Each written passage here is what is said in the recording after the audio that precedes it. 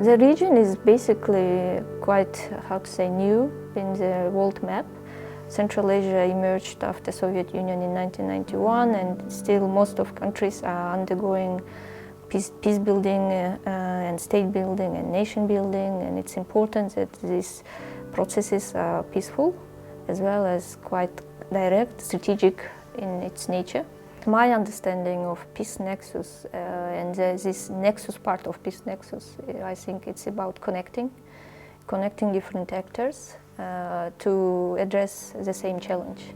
So each stakeholder has some stake on this issue, be it private companies, but of course it's a government as well as civil society organizations. So we are trying to connect these partners. And by very nature of these partners, they are working on different levels. For example, NGOs are very close to the communities and they work at grassroots level.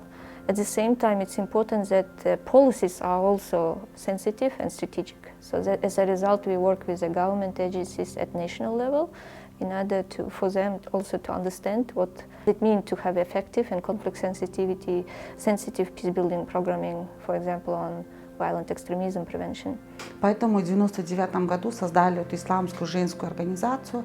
Она в постсоветской стране единственная, которая бы продвигала бы права мусульманских женщин. И сейчас цель нашей организации – выпустить школу лидеров Мутакалима, да, чтобы эти женщины, девушки, лидеры делали посыл как с точки зрения религии, так и с точки зрения решения социальных проблем. We can see also a lot of issues related to mutual stereotypes of people and to rise of intolerance and rise of hate speech.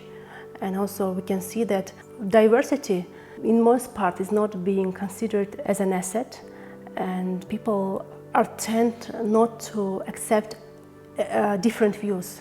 Within the frames of our project, we have a program, PV program, we are doing localized analysis to better understand the situation in the ground. Actually, this is also done in collaboration with PeaceNexus. I run Youth NGO Idea Central Asia. We're based in Kyrgyzstan, where we cover the region. We work in Tajikistan and Kazakhstan as well. This is a youth-led for youth organization. We promote youth political participation. We would like our communities, families, and the country perceive young people as equal partners, so we can be engaged in decision-making equally as other members of the community. And that's why we work with young people, building their capacity, so they also know that they have voices, they can generate ideas. At the same time, we build platforms that develop spaces to bring adults and decision makers in local level. So on my score as resident coordinator, I can only see this partnership grow that focuses on the agency of national actors and the instrumentality of the UN and PeaceNexus, but we are behind. It's about the country and the people. It's not about us. We are privileged and humbled to be allowed by the people of Kyrgyzstan and their government to support them in their development journey. That's what is fascinating about PeaceNexus.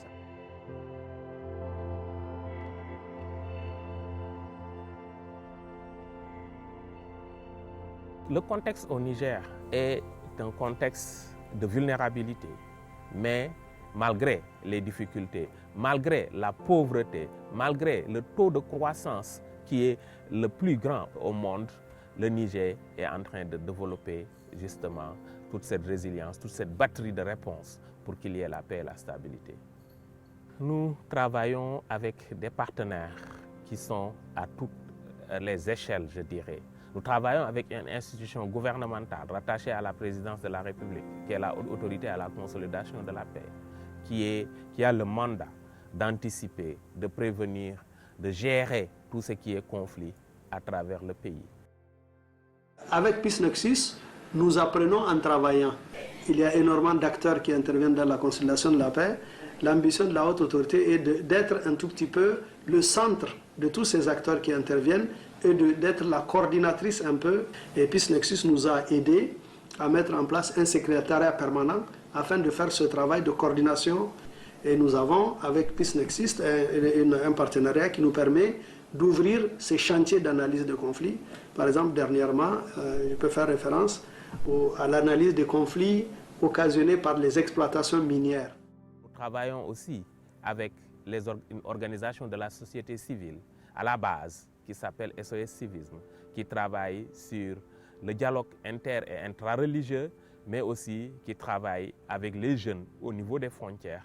La région du Manga est composée d'un peuple, d'une population qui a une particulière fierté ancestrale sur l'honneur et sur son honneur et sa dignité. La région de Difa avant Boko Haram, c'est une région où la population vivait en parfaite symbiose et cette paix s'est estompée en 2015 avec l'avènement de Boko Haram. Aux événements de Boko Haram, Difa a été complètement handicapé. Si vous trouvez quelque chose d'anormal, il faut vite prévenir l'armée. Il ne faut pas avoir peur de cette armée. Elle est là pour vous. Et puis on a dit à l'armée aussi, il ne faut pas qu'elle complique les choses, soit disant qu'en tant que Kanori, ou de la communauté Kanori, ou les gens de la région de Difa sont complices avec les éléments de Boko Haram. Ces gens ne sont pas du tout complices.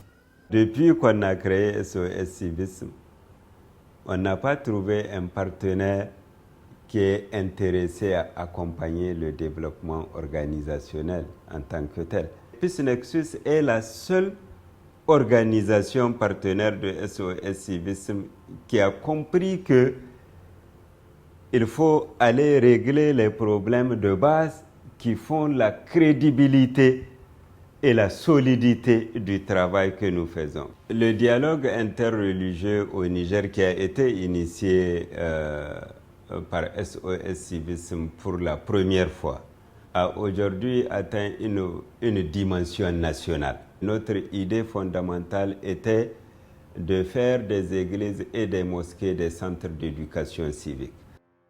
Une organisation de dimension régionale qui travaille dans 9 pays de l'Afrique de l'Ouest, mais aussi du centre, qui est le réseau Bilital Marobé. C'est le réseau des pastoralistes. La communauté pastorale, il faut dire que c'est une communauté qui a été longtemps marginalisée.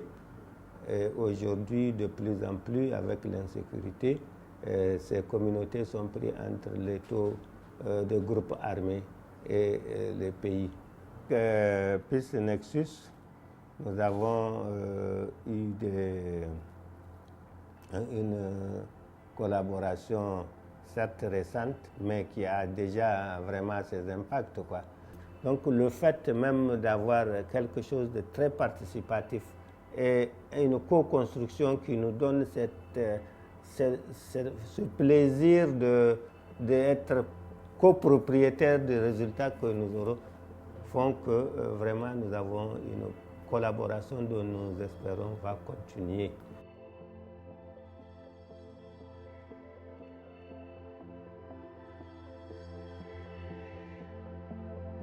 One of the reasons why the Western Balkans program was initiated was the finding or the recognition that although the wars have ended a long time ago, the region is still plagued by political structures that are perpetuating divisions and not helping the region move forward. Seed of mistrust was planted in people throughout the region, so people don't trust to each other. We use this word now, coexistence, like we are coexisting. I don't want to coexist. We used to live as brothers and sisters before the war. I want to live as brothers and sisters again. The Network for Building Peace was established in 2010. Today, 9 years later, we are 180 members strong, and we keep on growing. PeaceNexus was one of our first supporters. PeaceNexus was the one who was pushing us beyond our limits, asking right questions. What do you want to do? How do you want to achieve it? Asking us not to react immediately, but to think, to consult, and then to react. So before the war, we had integrated schools, but due to post-war agreements, the education system in Bosnia and Herzegovina is fragmented, is divided. You will find these buildings shared among mostly Croats and Bosniak students and teachers, but not at the same time. This is the problem that we want to refer to try reforming and transforming these divided schools, known as two schools under one roof, into inclusive schools, which would be a good sign and good platform for possible reform and reconstruction of the whole educational system in Bosnia and Herzegovina. Yeah, well, my first workshop, I'm a pretty shy person, so that workshop was pretty bad for me because I was so nervous, and there were like people from the first shift and I didn't know them. But right now, after 1 year, I know them. They're really good friends, really good people. I started with NDC programs in second grade. It affected on my mental health because it helped me to build me as a person. If you come to one class of their program, you will see an improvement immediately. Sometimes we feel like the PeaceNexus is part of NDC Mostar, and it's always there, like, you know, helping us stand up and move on and develop more. PeaceNexus approach was very systematic and very detailed. I didn't realize that we are stronger than I thought, that we can make bigger impact that I believed before. So it gave us even, let's say, capacities and courage to move on.